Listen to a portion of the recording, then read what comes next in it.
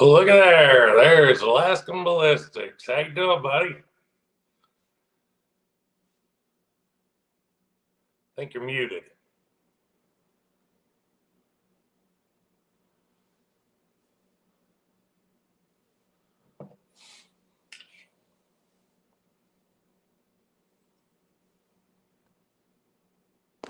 Ah, there we go. Oh, tried to unmute you. Said you muted yourself. So there we are. Sorry, I was in the middle of doing something. Yeah, caught you off guard. I saw you sitting there on guest when I popped in. It looks a little busy. Yeah, was just doing some affiliate link stuff, and it takes forever, and you don't make that much from it. Yeah. Oh yeah, I actually just started that with was Legal Heat. You ever heard of them? Yeah. Yeah, they hit me up and wanted to do the affiliate thing, and I looked into them. They seem to be legit. I mean, it's probably a CCW training course meal, probably, but I mean, they seem to be legit. Seem to be a good cause, so figured it couldn't hurt. Yeah. Did they go through Avant Link? No, it was just directly through them. Direct link through them. Yeah. See, I invite you to lives whenever it's in the middle of the day for you. You invite me to lives at like midnight. Yeah, I know. Yeah. Well, I try to do 6:30 and 6:45, 6:15, but sometimes it's 7:30 before I can get on at Tuesdays, and I didn't even get on at all this past Tuesday. So there's Brutal Bob. How you doing, Bob? We got Alaskan Ballistics on here. I don't know if you follow him or not. If you don't, you should. I sent out a couple invites. I don't know if anybody will be able to get on. I know Hootie Hoo said he's on a hunt right now, so he won't be able to get on. No. I don't know Brutal Bob. First I've seen him. He's been a viewer of mine basically since this channel started. So he's been around a long time. Nice. Hello. There you go. I'm definitely not hog hunting. I'm in Wisconsin. Ain't many hogs up here. Yeah. I wish I were. Love to be hog hunting. Yeah, I mean, I know they're invasive. I mean, I don't want them to be around the house just because of how invasive they are and how much property they tear up. But I can't lie and say that I wouldn't enjoy hunting them year round. Yeah. Yeah.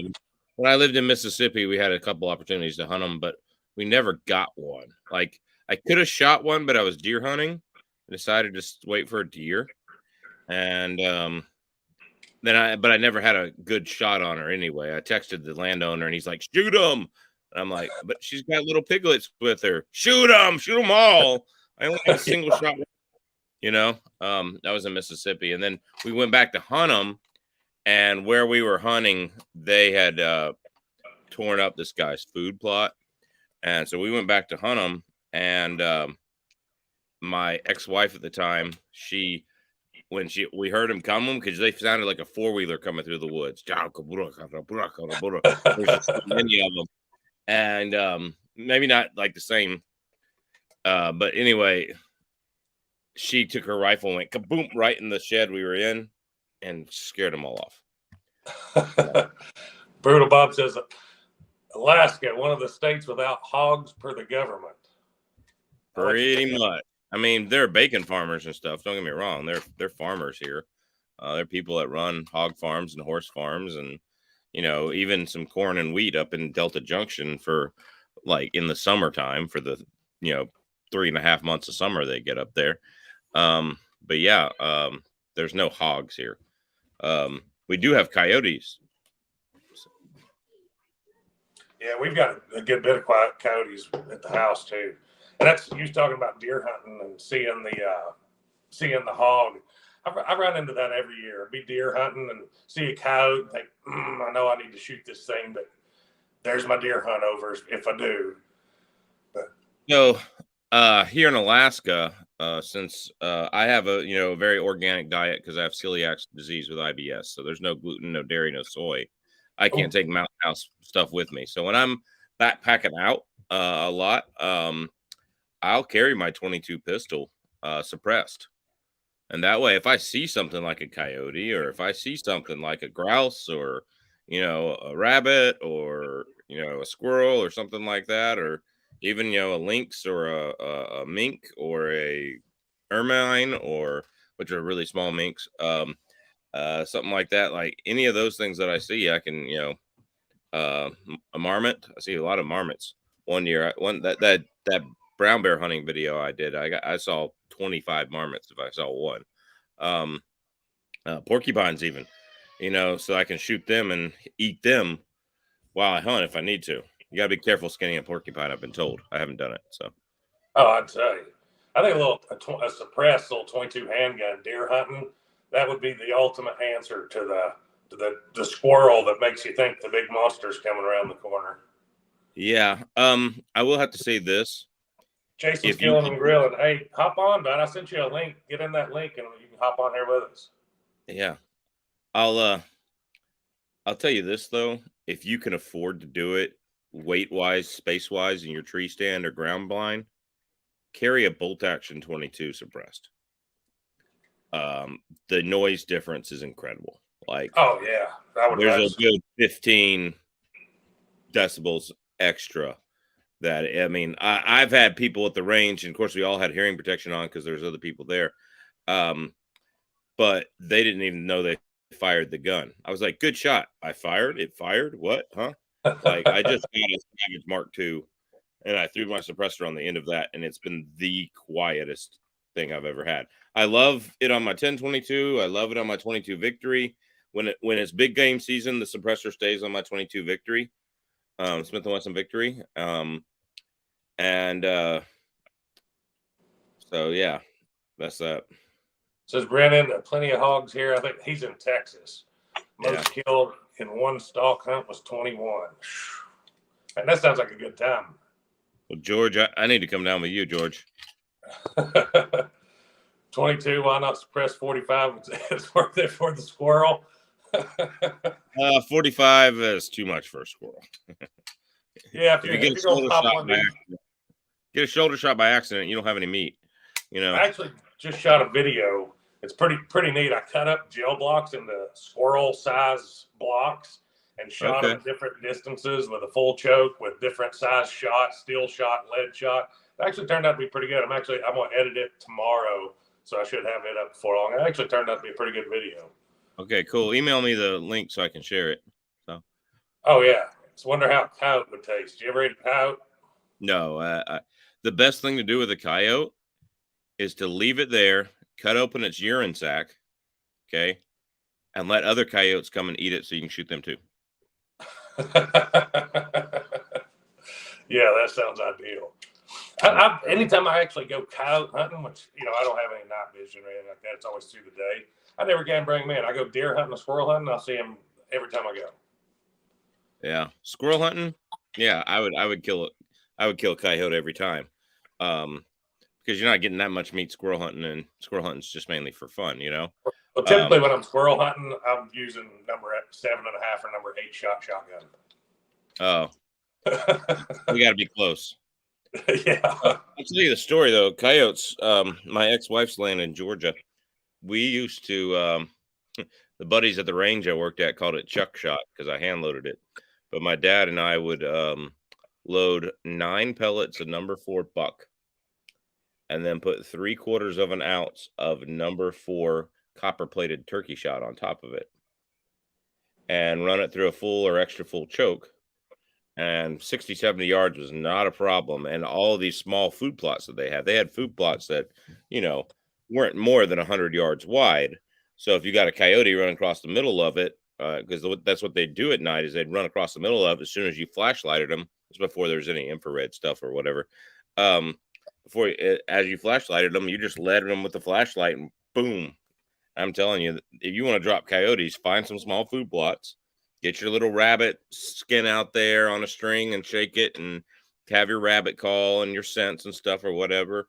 When they come running across, man, shotgun will do it. I was actually surprised with with the way that video turned out with the little squirrel-sized gel blocks. I was getting enough pellets into the block and through the block at distances I would never shoot at a squirrel with number 8 or 7.5 or even 6 shot. Yeah. No, my dad swears he has several squirrels killed at 16, 70 yards with the modified choke. Bob says, I keep a suppressed 300 blackout on the deck by the hot tub for hogs at night. The deer herd doesn't even pay attention when I harvest 1 or 2. That would be all right. Sitting in the hot tub blasting hogs with a suppressed That 300. sounds like the life right there. I mean, Bob lives it up. He collects Corvettes. He's got every gun known to man. He's a trust fund baby. Yeah. I'm sure he didn't work for it at all. You know. So I was actually watching one of your videos. It's been 2 or 3 days ago. It was, I think you've done the 338 Win Mag and the 300 Win Mag, and you was using the SSTs. Yeah. And he was having the same thing. The SSTs just basically exploding. Did you see the short I did during deer season this year with the 6.5 Grendel? No, I did not. I shot a deer in the neck with a 6.5 Grendel, 123 grain SST, and got no exit. Wow. In the neck. Wow. That's not surprising. It probably penetrated deep enough just because it was in a slower caliber, not in a big magnum or a short action or long action caliber. I used to shoot deer in the neck with a 55 grain beat max. That's when I lived in Georgia. I hunted with an AR-15 over food plots, and I would take, we had way too many does. So I would take does and yearlings that were does that weren't that big yet. I would take them for their meat. And, I had several people I would give meat to, and I would just put it right there, ruin no meat, 55 grain B-Max, AR-15, 20-inch barrel. It was the most accurate gun I had at the time. Still the most accurate gun I've ever owned. I got rid of it like an idiot, but it's the most accurate gun I had, so why not? My big fear was that I was going to see a big buck and be like, oh no, now I got to ear hole it and ruin the mount, But I took that one because it was a second. The wife had shot once, and then it was a second shot. It ran and then turned, was facing away and turned back at us and gave me a neck shot. So I thought, there we go. Put it in the neck. Was not expecting it to not exit though. So switched over to the 6.5 Grendel with using the 120. I think it's 123 grain, might be 120 grain Spear Gold Dot, full pass through, no problem. There you go. You need to use this Barnes and 300 blackout right there. Is that the 110 grain? That's the 110 grain. Now this isn't a 300 Win Mag, but yeah. I use the my daughter deer hunts with a 300 blackout, and she uses the 110 grain Hornady GMX, which I think it's the CMX now or CM or something. Yeah. It's a little slightly different bullet. It actually expands a little bit more rapidly and a little bit longer distance. Supposedly, that's the idea behind it. So it'll be interesting. I've got a whole box of 6.5 120s right here to load up, and I just got a 6.5 PRC that I think will be an accurate gun. Hopefully, my last one wasn't accurate. I didn't even shoot it on the channel. 300 blackouts borderline for deer hunting anyways, in my opinion. And I was happy with the way the GMX performed. So hopefully the CX does as well or better. Yeah, it should. I did a video with the 30-06 and CX. And it did fine. Like it was, redneck science, pork shoulder and stuff, but like no ballistics gel. But I just ordered a bunch of stuff because clear ballistics is way too expensive to ship to Alaska. So I just ordered a whole bunch of stuff and to make it myself. And anyway, but like the CX performed very, very well. I was very impressed. I don't know if it was more accurate than the Barnes in my rifle. I'd switch everything over right now. But I haven't had the time to hand load and figure that out yet. So is what it is until then, I set the bullet itself next to the GMX, and they looked identical. I think the cannelure might have been moved just a little bit, but it looked identical.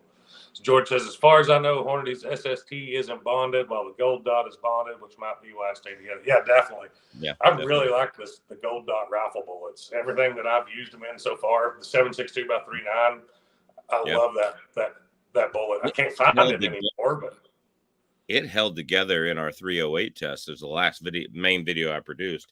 It held together really, really, really well, and we were only shooting at like 36 feet. Like the place where I'd done a lot of my rifle tests got posted. Somebody bought the land and it got posted, and instead of being public land anymore, so we moved to another spot. But it's really only distances for handguns, right? And so I'll be having a lot of handgun tests. But anyway, like it it held together at 36 feet, or 30 feet, really, not even 36, maybe less than that, 25 feet. And out of what? Feet out of a Springfield M1A Spear Gold Dot 150 grain. Oh wow. The 308, you're talking, it was moving just under 2,800 feet per second, and they were listing 2,820 or 2,850 in the Spear website. So for the type of weapon it was in, you would expect it to, because that muzzle brake is that long, they count that in the barrel length, and then it being a semi-automatic gas operated, you lose just a hair to that. So it got about what the speed it was supposed to.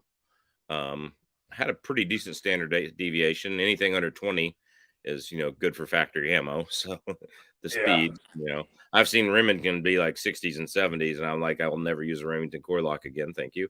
Not for long range anything. I mean, it's fine for deer 50 yards in Alabama, but it just held together and it was consistent. Sorry, my 2-year-old is screaming through the vents there. So yeah, I was actually looking today for some more of the 310 7.62 by 3.9 Spear Gold Dot bullets. I can't find them anywhere. Looked on Ammo Seek and couldn't dig them up. I should have bought a bunch of them last time they were available, and I will the next time that they become available. Have you tried Natchez? Because they were available at Natchez a few weeks ago. I saw them. Natchez generally pops up on the Ammo Seek whenever you search them, so I'll check them. I'll check them individually, but I didn't see it. It popped up nothing available on those for Spear.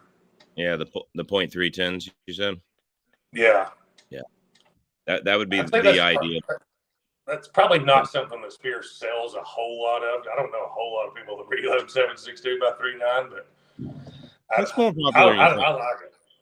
Yeah. I think if I get an AK, I'm going to get a bunch of brass cases to reload because A, the steel cased ammo isn't as cheap as it used to be anymore, and B, I'd much rather have 1,000 rounds of Spear Gold Dots sitting around than 1,000 rounds of Full Metal Jacket that aren't even armor piercing. Yeah.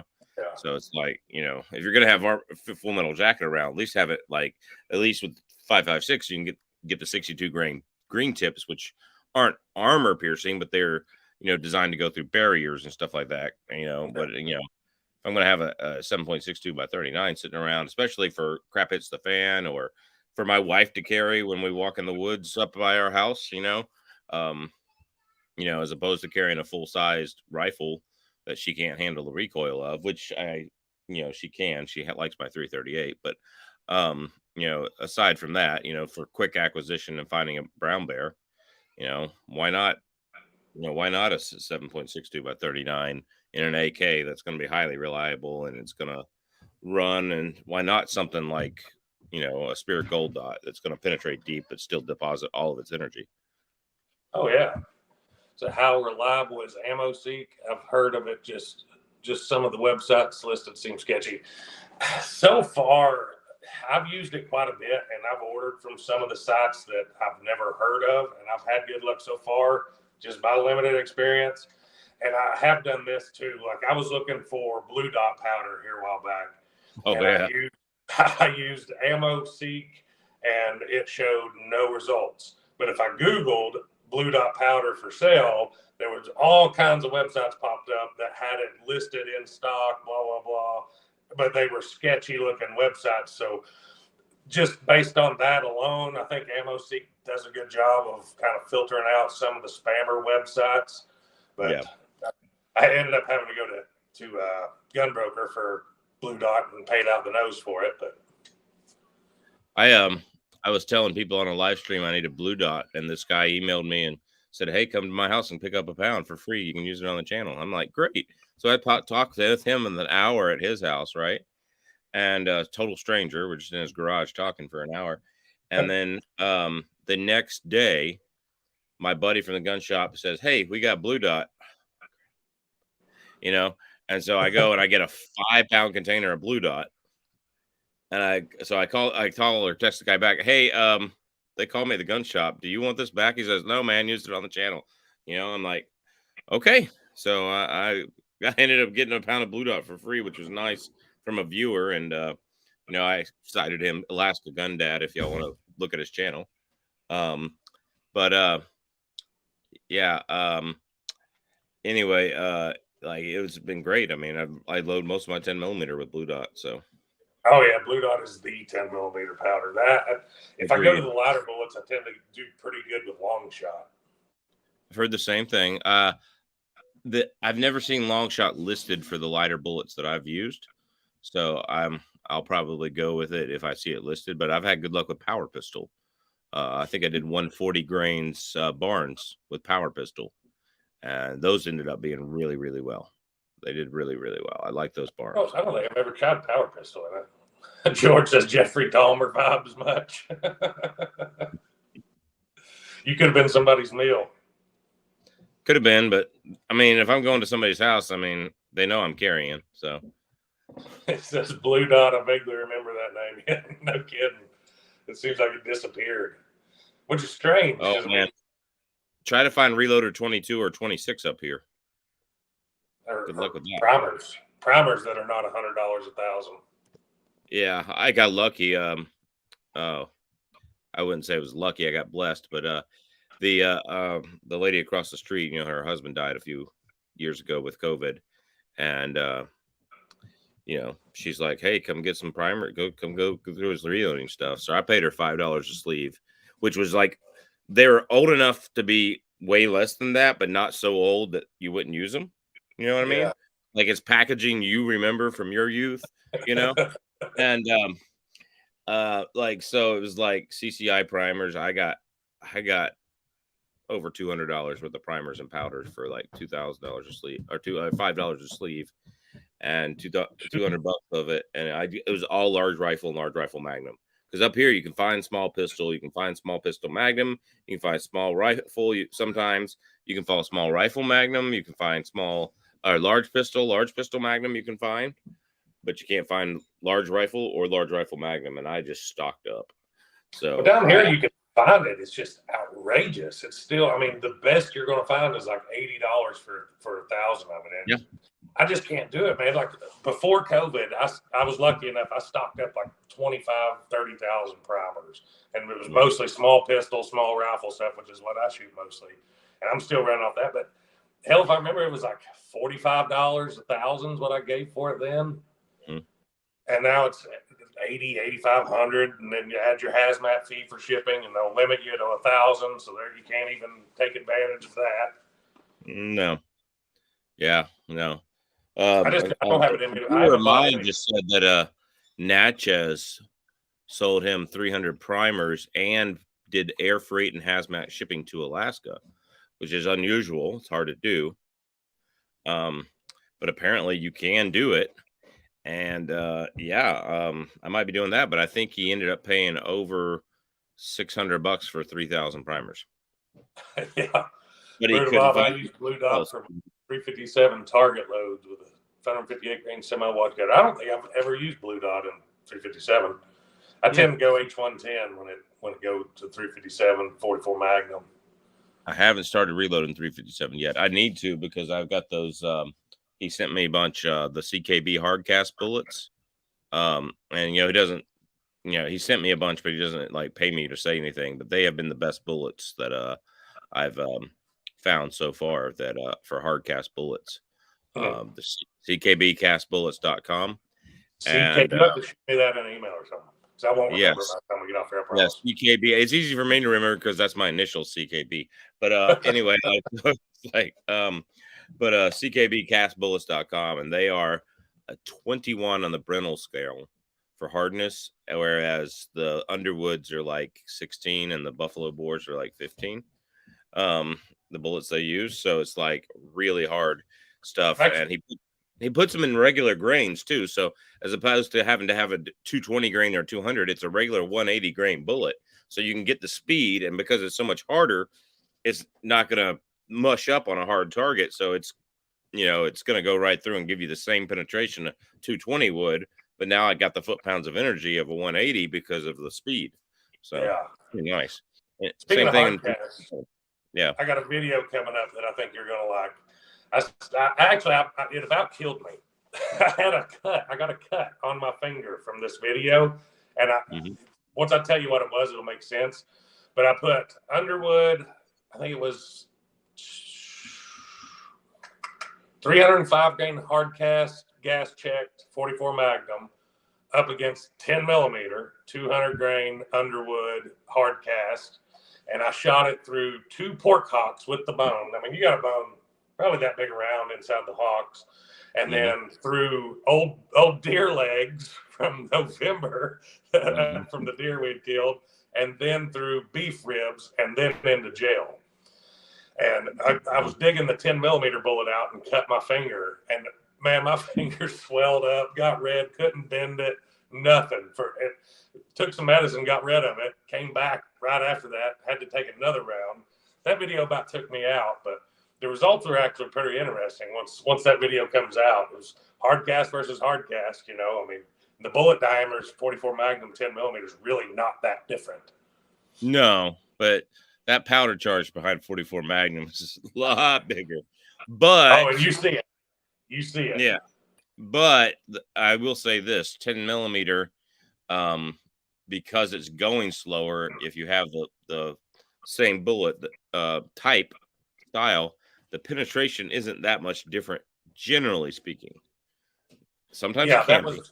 That was actually kind of what we got, was really similar penetration, but on the front end, it was a lot more explosive with the 44. Right. Yeah. I mean, so he said he's going to start reloading 10 millimeter in a few weeks. Blue dot power pistol is the way to go. Heard long shot can be spiky. I've not had any issues with long shot being spiky, but I've never used power pistol. I may like it better. So one thing I don't like about power pistol is my my automatic powder dispenser thing. It sticks to the inside like crazy.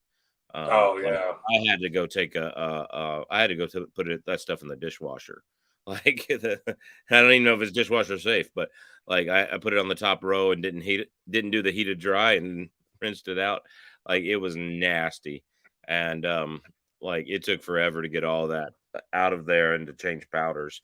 So that's the one thing I have to say about power pistol. If I load with it again, I will scoop it onto my scale with scoops. I will not use my automatic dispenser, which is actually that thing takes forever to spin and throw it out, but it's convenient, I actually get that a lot with little gun. Yeah, there's a lot of flaky pistol powders that do that. And then mine will overrun with with a lot of the heavier rifle powders. Anything slower burning than 48-31 and up, it'll overrun. So you set it like 0.2 grains less, and then you have to trickle in. Or you might still be a point grain over, you never know what it's going to do. I use the RCBS Chargemaster Light. And I found the best thing to get the powder out, believe it or not, is a pencil eraser. It's like it just takes the static away and just pulls it right out. I might do that. I might have to 357 cast bullets, a light 2400. Can't go wrong. I actually like 2400 really well. You don't have to use Magnum primers with it either. Never used it, so. Yeah, it's like it's comparable to kind of comparable to 296 110, not as hot, but do either one of y'all have videos on 45 Colt and plus P loading? Saw Ruger Super Blackhawk 5-inch barrel and thought about grabbing it. I don't own a 45 Colt, sadly. I don't either. And the main reason for it is because you only find it in guns like the Super Blackhawk, and a single action is a terrible idea in bear country. A lot of people do it. I've done it before because that's all I could afford. I found a deal for like $450 on a nice, or $600 or something on a nice double action. I ended up trading it to Chook for a scope, and he traded it the same day or something like that. But yeah, a single action Ruger Blackhawk in bear country, not a good idea. I wouldn't call it a good idea on a deer stand either, because it makes so much noise cocking that thing back. Back when I had the biggest deer I ever killed in a deer stand in Georgia was about 140 10 point, give or take. Respectable deer anywhere you go, right? Not a record class, but it's a wall hanger. And I had the New England Arms 4570, and that has a hammer you cock back.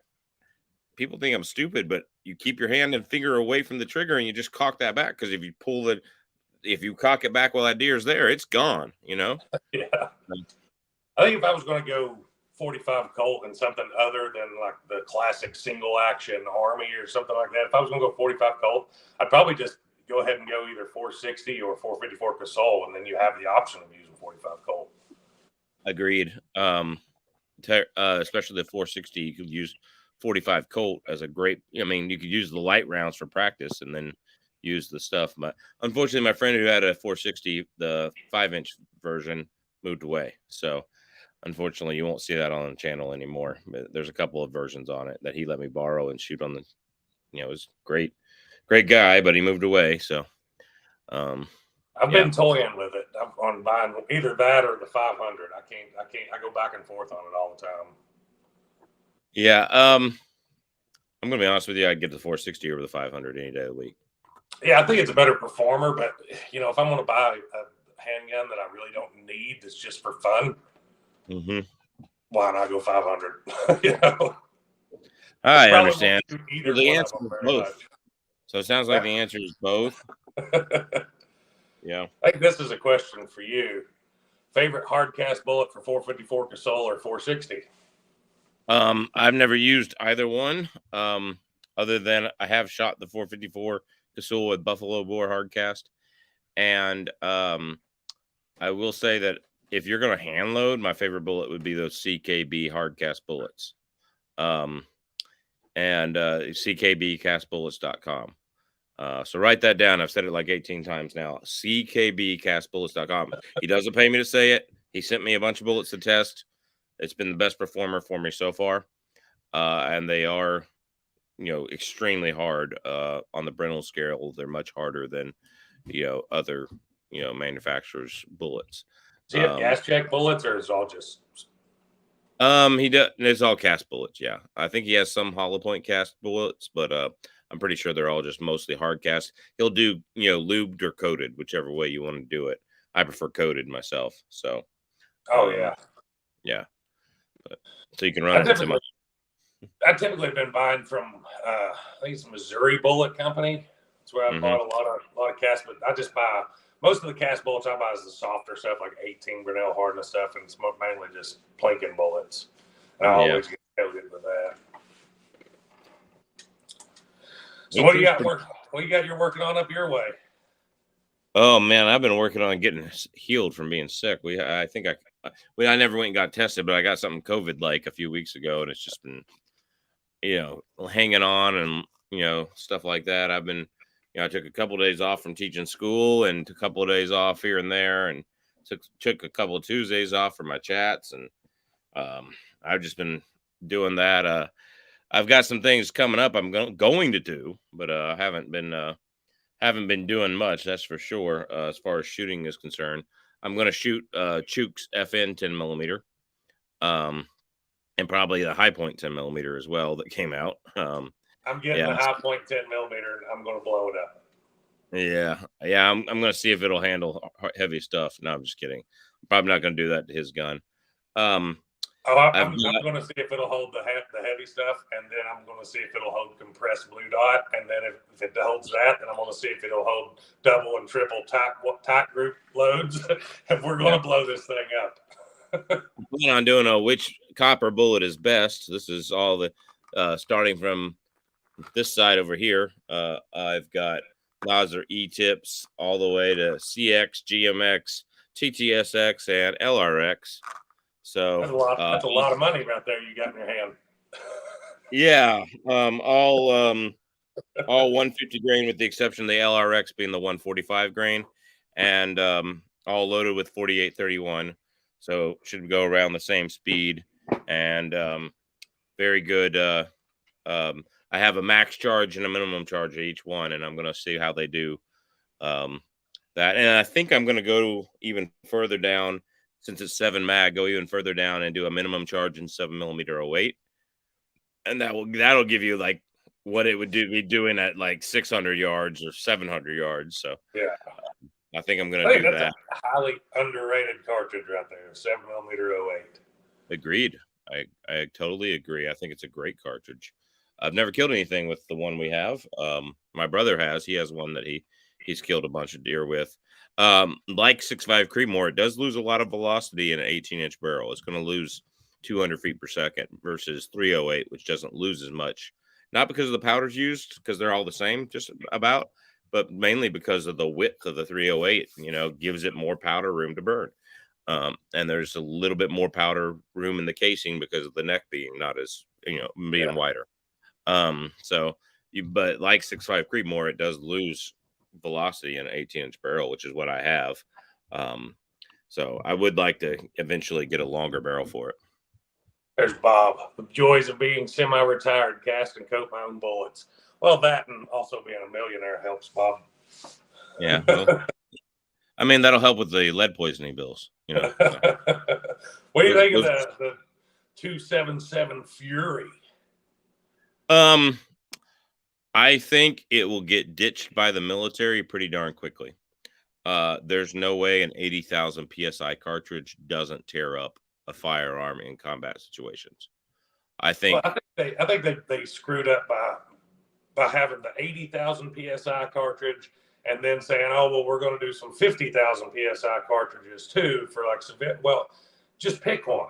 Just pick one and go with it, because you're going to end up with people trying to put the 80,000 in a rifle that's not chambered for that or not meant for that. And I think it's a terrible idea. The whole thing's a terrible idea. I don't like the hybrid case. Well, hybrid cases are nothing new. I mean, they've been around for decades or more. Never people just don't use them.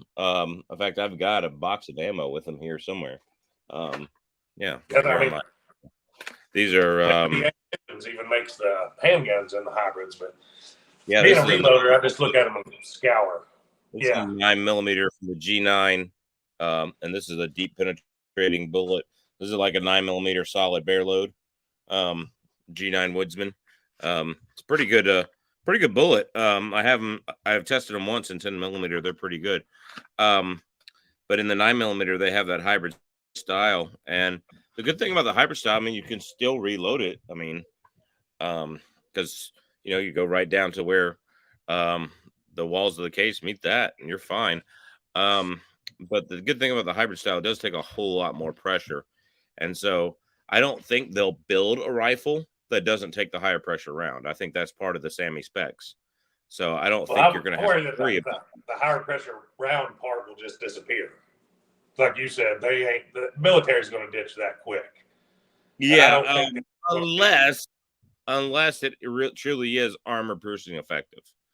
So I mean, if they can get a hold of the titanium complex Chinese body armor or whatever it is that they're worried about, if they can get a hold of that and it's really effective against that, then I would say that they would keep it and then beef up the rifles. But I mean, supposedly the rifles that have been tested at 10, 15, 20 to 30, 40, 50, 60,000 round counts for those rifles. And, they've held up pretty well. But I just think in combat conditions with the ability to have full auto fire, I think like the M14, they'll take that away pretty quickly. It'll be a semi-automatic only gun, except for the squad automatic weapon system version of it. And I've never been in the military and I don't know combat conditions like other people do, but I don't think you're going to see the longevity of it. And it's basically an AR-10 is what it is. And it's basically an AR-10 with a piston system in it. It's an MCX AR-10, right? And I think it's going to be highly reliable until you reach those round counts that, under pressure, under conditions, sand, mud, all that kind of stuff. I think it's going to be much, much harder to Well, keep it clean and all that kind of stuff and combat conditions. And I just don't see 80,000 or 87,000, whatever it is, PSI, holding up very long under those conditions. Rain the static. whole theory of why they've done it doesn't even really make sense. I get it. It's to beat the new Chinese armor, but what are the Chinese going to do as soon as this beats their armor? They're going to beef up their armor. Yeah. But I mean, you got to remember China, China is in a pickle right now. All that whole one child policy left them without any young people. And so they're gonna, there are people out there that say we see China's collapse economically and stuff this decade. Like, yeah, I've heard that too. And like they don't even have an economic model for how you would even save China.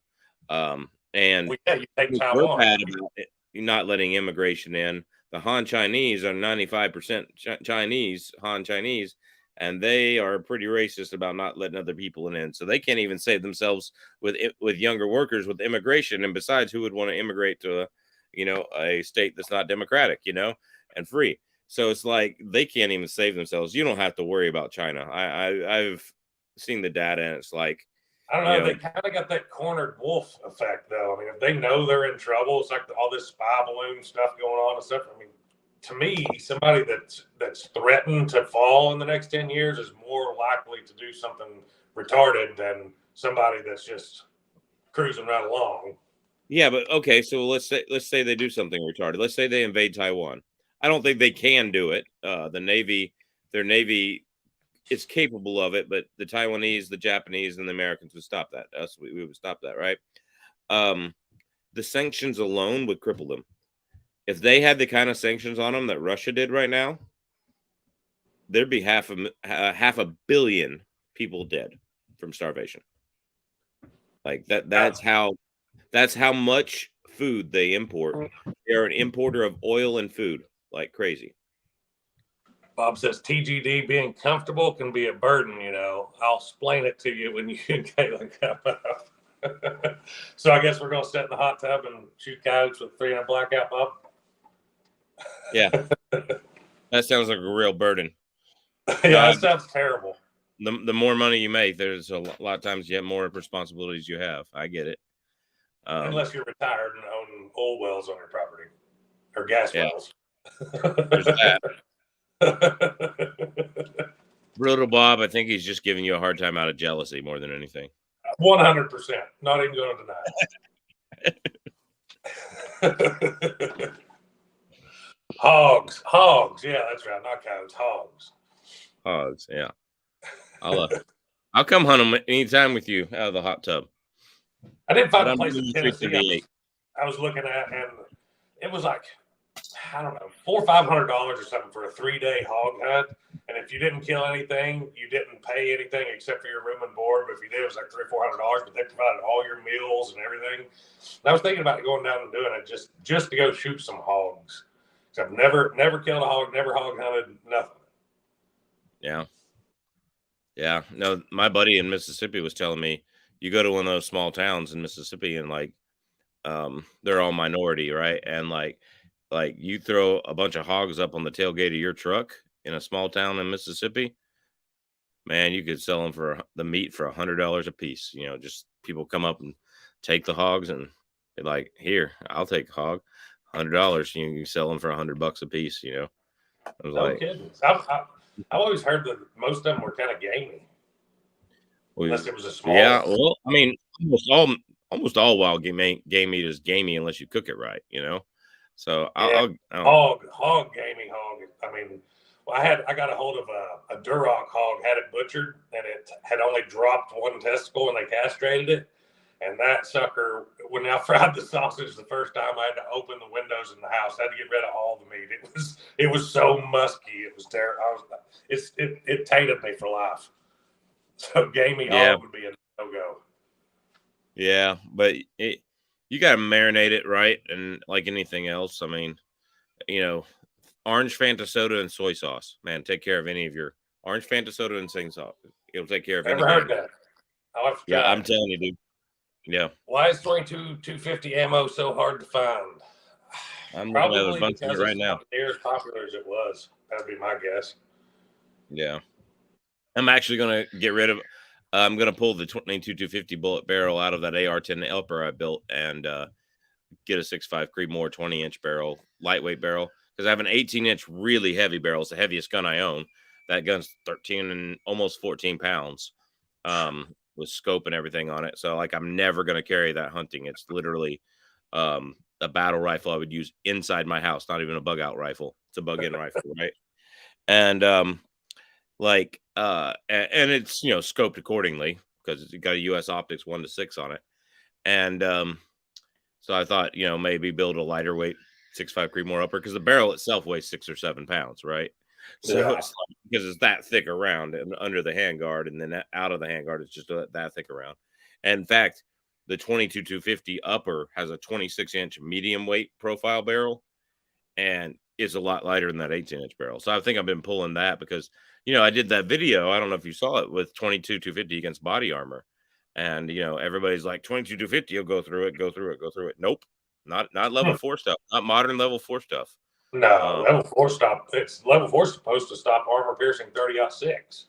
Yeah, but the idea is if you had armor piercing 22-250, which is going a heck of a lot faster than 30-06, and the bullet construction and smaller diameter, so it's going through less surface area, it should poke through, and that's the idea. And the answer to it is still no, it doesn't. Not any of the 4 plates we tested that were level 4. Level 3 plus steel, boom, hot knife through butter. Yeah, it goes right through. But yeah, so I'm gonna pull that 22-250 barrel. I spent $470-$500 on the barrel, and then, you know, 200 on the handguard, 240 on the handguard, 169 on the upper receiver, and $150 on the cheap scope, and from a friend, and then pulled the bolt carrier out of my 6.5 Creedmoor and used it because it's the same bolt carrier. And so I have, and then all of the reloading bullets and the dies and the ammunition and the brass. I have $2,000 in this video with all the plates and stuff. It's only got 3,000 views, but I did it to satisfy my curiosity if 22-250 would actually go through it. And then, you know, if it did, I was in a good shape. Okay, yeah, it's a long barrel, but I have a gun that if shit hits the fan, or like, you know, they come take all of our pistol braces forcefully or something, I have a gun that's going to go through body armor. You know, that's the win-win of it, right? And the answer is no, you don't. So even like I found a really thick jacketed 40 grain full metal jacket, right? Really thick jacket. I'm like, well, it's a 40 grain. It might rip apart in a 1-in-7 twist. That's a myth, by the way. But it was going 42-50. Still didn't go through level 4. Screaming.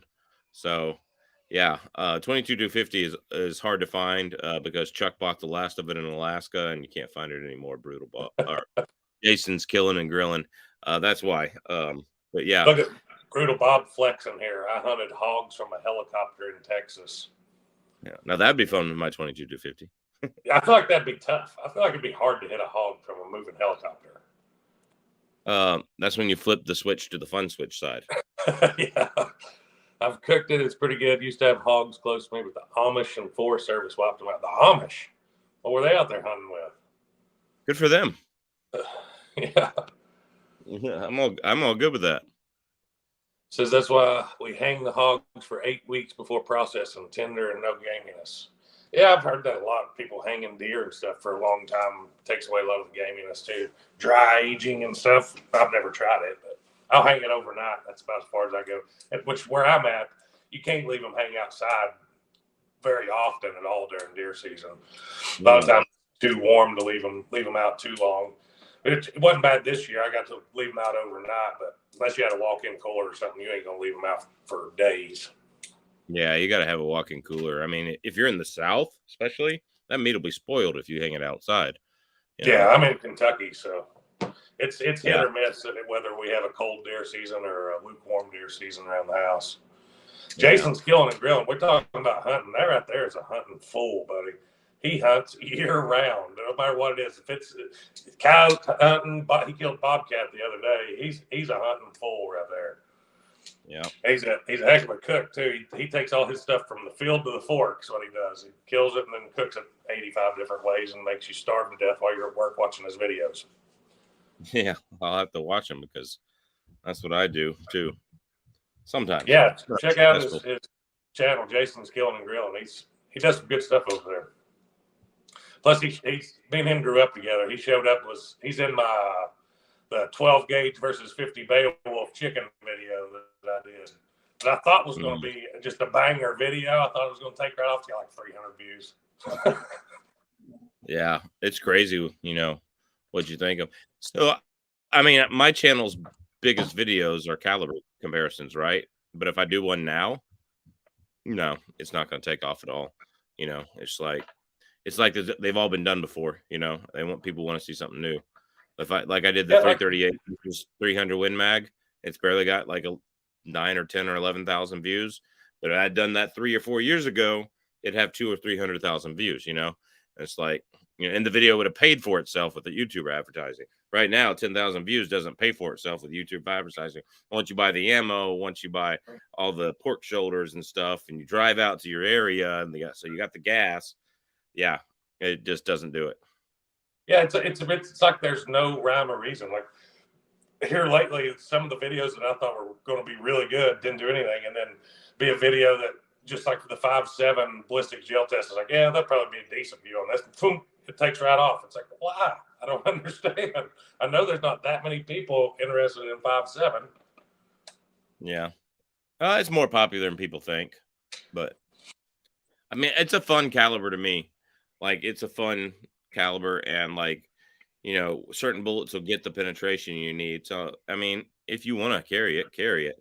I don't see, like, I'd much rather have the mass to get more penetration from a 9mm or a 45 or 10mm. But if you know, a trap line gun, you're putting down animals and you want something more than just a 22, you know, trap line gun, that'd be a great gun. Well, that gun actually filled a role in my house, coincidentally, that it's probably really suited for, and it ended up being my wife's bedside gun.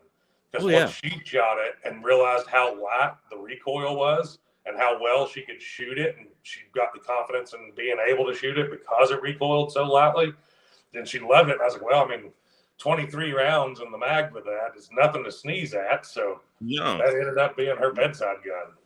Absolutely not. Like, I definitely think for low recoil needed shooters, for people that need low recoil, yeah, it's a definite option. I agree completely.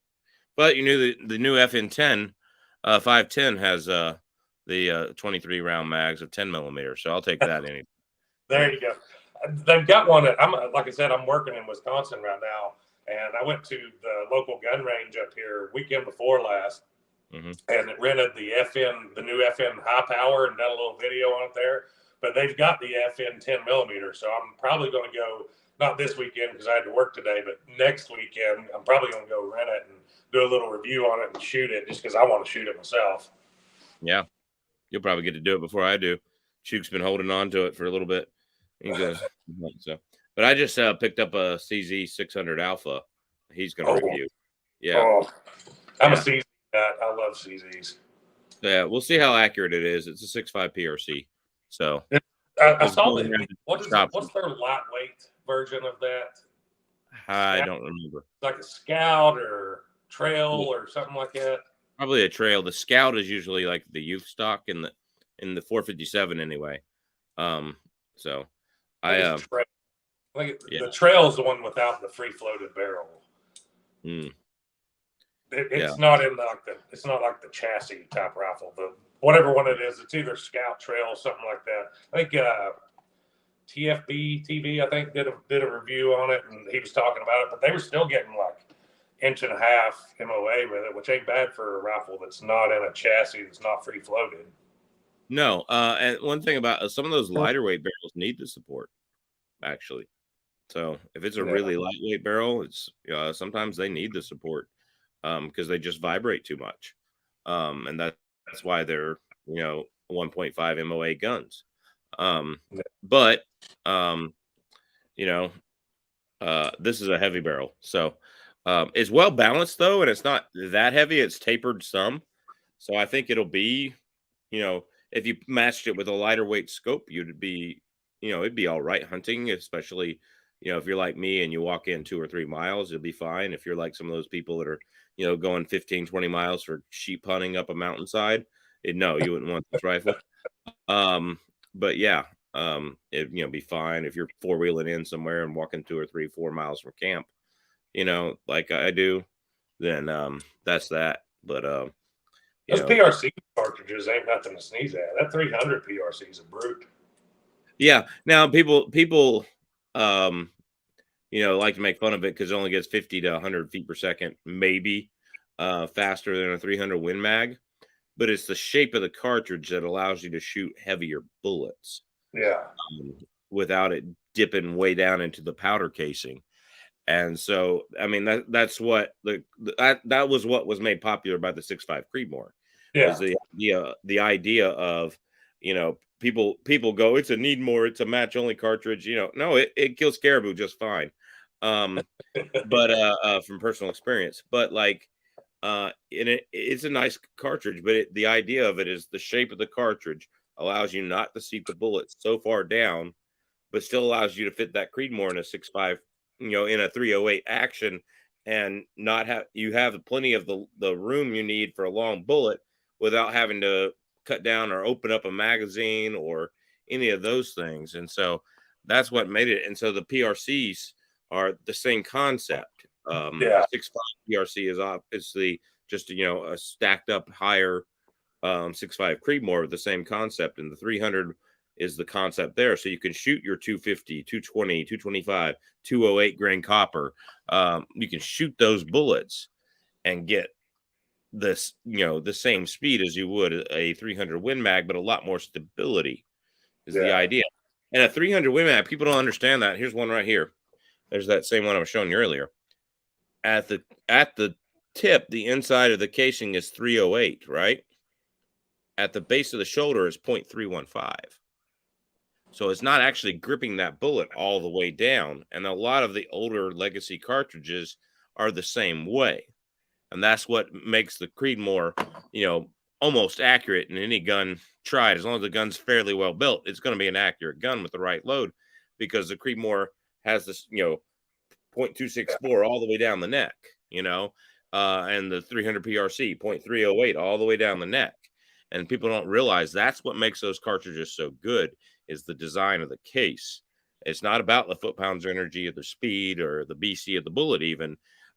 It's the design of the case that allows the BC of the bullet to make up for the Creedmoor to make up the speed it doesn't have on the 308.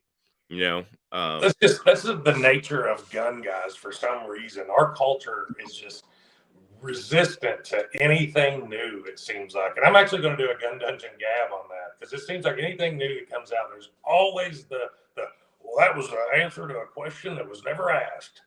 Every time. Yeah. It's like, guys, it's something new. It's a new option. Like, enjoy it. Exactly. And yeah, so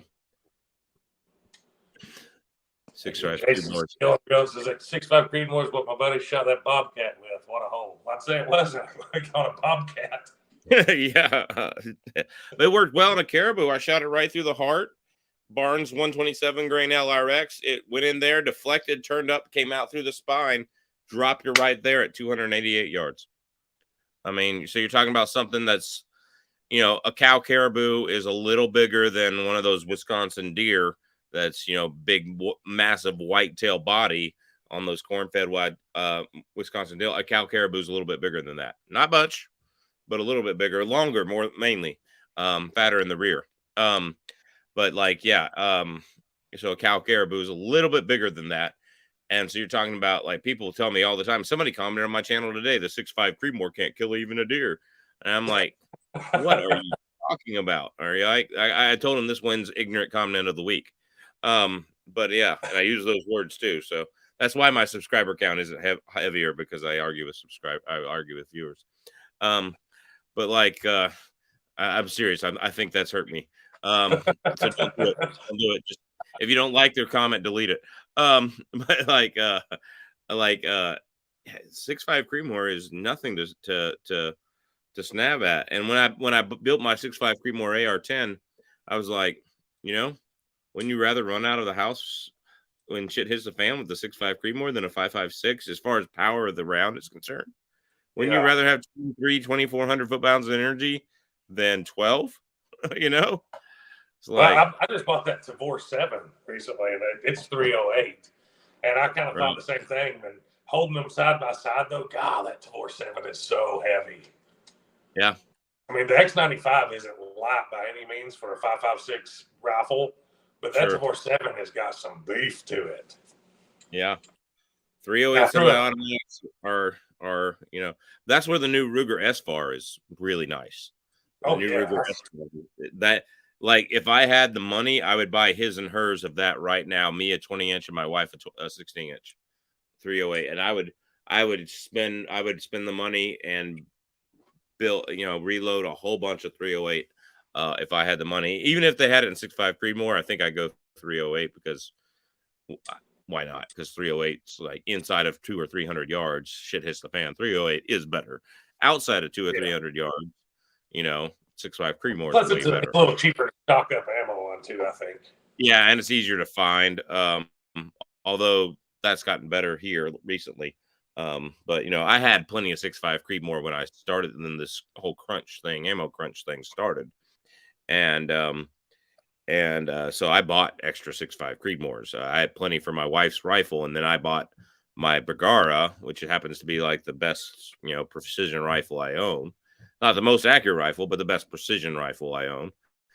And then I bought the Aero Precision, upper and lower and everything, and got that put together. And it's, with the same ammo, it's a 3/4 inch shooter, 1/2 inch shooter in the Bergara, and a whole inch shooter in the Savage that we have.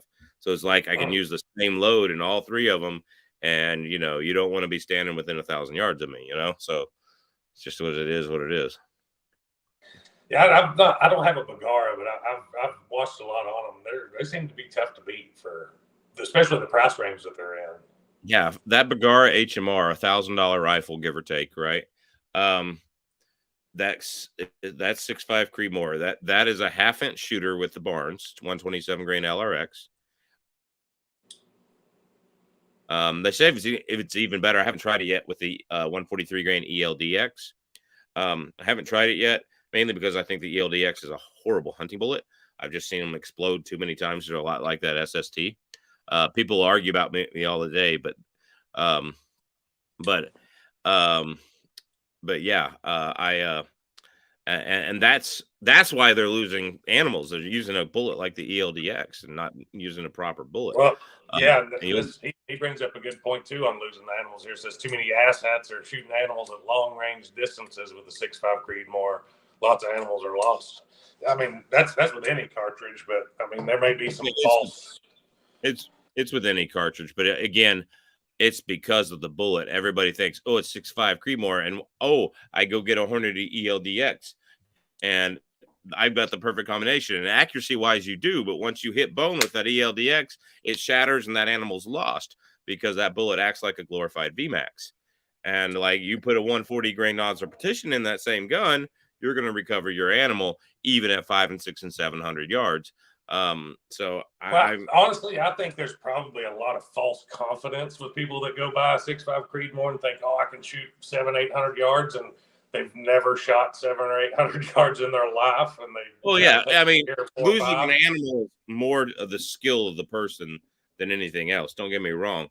But I've seen bullets that didn't expand go right through the lungs and having to track a bear into the woods 200 yards, and I've seen bullets that do expand too quickly and hit the spine, and the animal not even knocked over in a spine shot, right in here.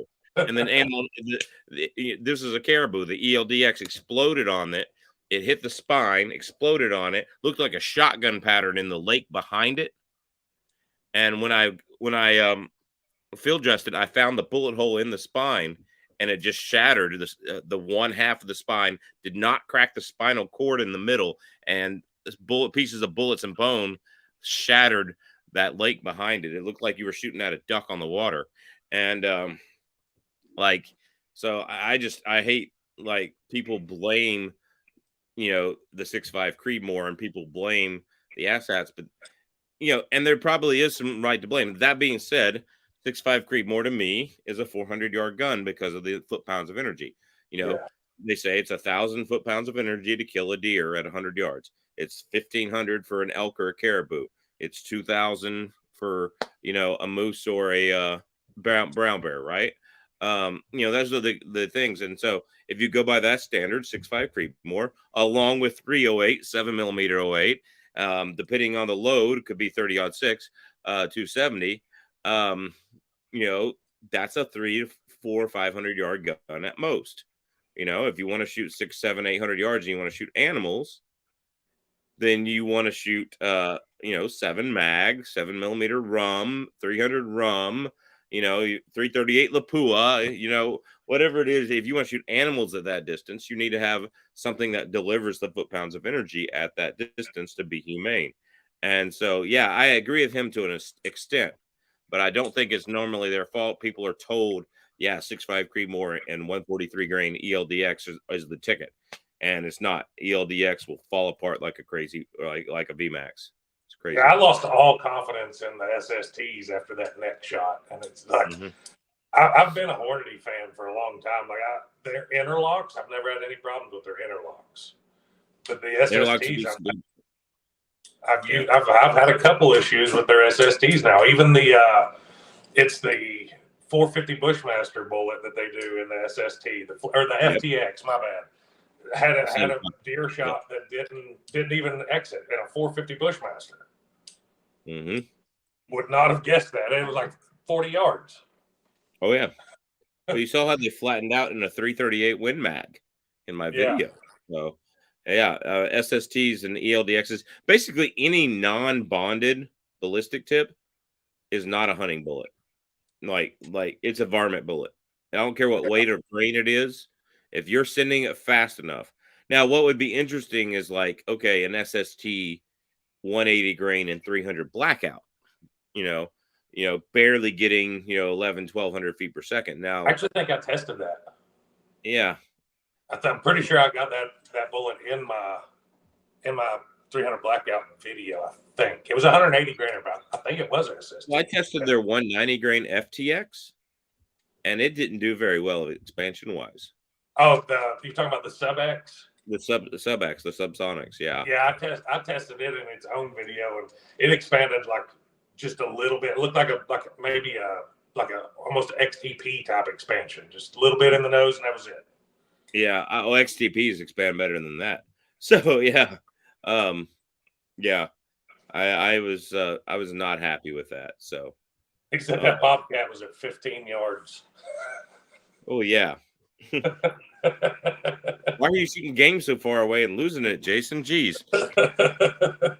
I mean, why didn't you just reach over and knock it out with the barrel? Don't you know Brutal Bob's going to call you an asshat?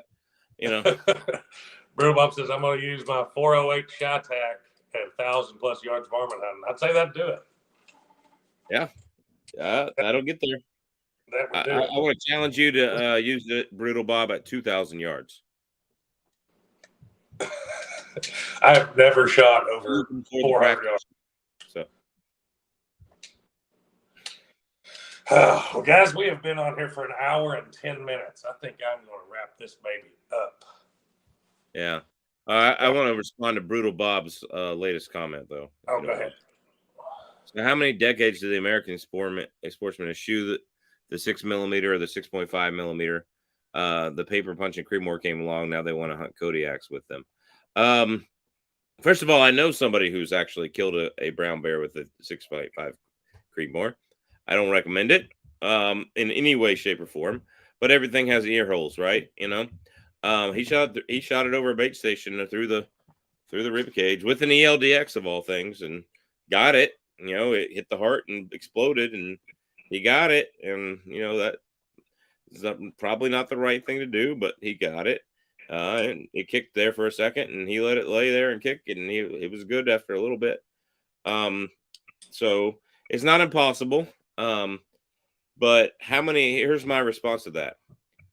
How many moose have been killed by the 6.5 by 55 Swede in Northern Europe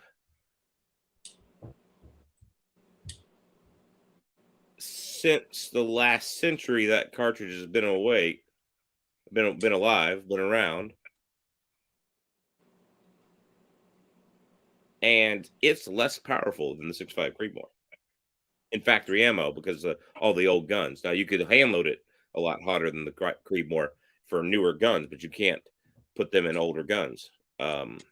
So it's been killing moose for decades, and it's less powerful than the 6.5 Creedmoor. So all I got to say to that is the 6.5s are great, and the people that used them paper punching also knew how good they were hunting.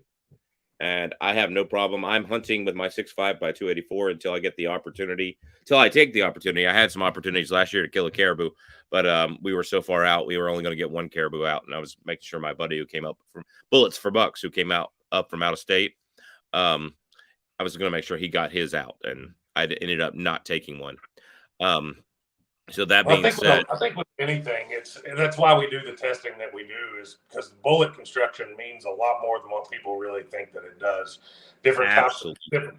That's why I do what I do. You can have a bullet that's designed for varmint or designed for heavy game, and the same cartridge, same weight, and they're going to perform totally different. Absolutely, and caliber means little compared to bullet construction and shot placement. Yeah. Like I do made my channel on all those caliber comparisons. So have you. And like, it means nothing compared to bullet construction and shot placement. And I'll say that till I'm blue in the face, So. All right, guys. Well, it's been a good one. I appreciate you getting on, Alaska. Appreciate you coming on. If I'm awake when you send the next one, I'll hop on yours as well. But guys, I appreciate everybody getting on and watching and sticking with us and commenting. So until next time, guys, y'all stay tuned. Go check out Alaskan Ballistics channel. Check out Jason's Killing and Grilling channel. Appreciate him getting on here. And you all have a good one. See ya. Take care.